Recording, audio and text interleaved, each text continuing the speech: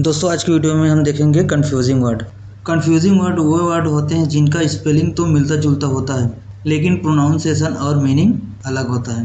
दोस्तों इससे पहले हम लोगों ने होमोफोन्स पढ़ा है जिनमें वर्ड की प्रोनाउंसिएशन एक जैसे होता है लेकिन मीनिंग और स्पेलिंग अलग होता है। अक्सर लोग होमोफोन्स और कंफ्यूजिंग वर्ड्स को एक समझ लेते हैं या एक समान समझ लेते हैं, किंतु कंफ्यूजिंग वर्ड और होमोफोन्स अलग अलग तरह के वर्ड होते हैं। होमोफोन्स में प्रोनाउंसिएशन समान होता है किंतु स्पेलिंग और मीनिंग अलग होता है, और कंफ्यूजिंग वर्ड में प्रोनाउंसिएशन लगभग सिमिलर होता है, एक नहीं होता है, सिमिलर होता है, किंतु स्पेलिंग और मीनिंग अलग अलग होता है। जैसे अफेक्ट, अफेक्ट मतलब असर करना, उसी प्रकार इफेक्ट, इफेक्ट का मतलब होता है परिणाम, उसी प्रकार देन, देन का मतलब होता है तुलना करना, और देन का मतलब होता है तब या फिर।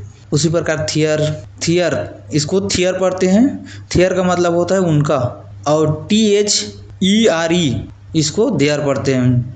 उसी प्रकार प्रिंसिपल, देखिए PRINCIPLAL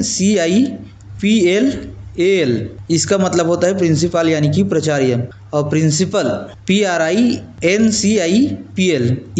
इसका मतलब होता है सिद्धांत।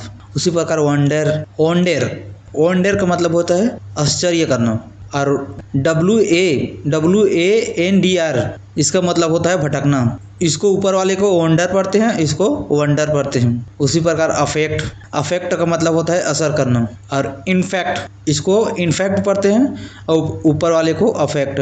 इनफैक्ट का मतलब होता है बीमारी लगना। अलाउ, ALLALLOW इसको अनुमति कहते हैं।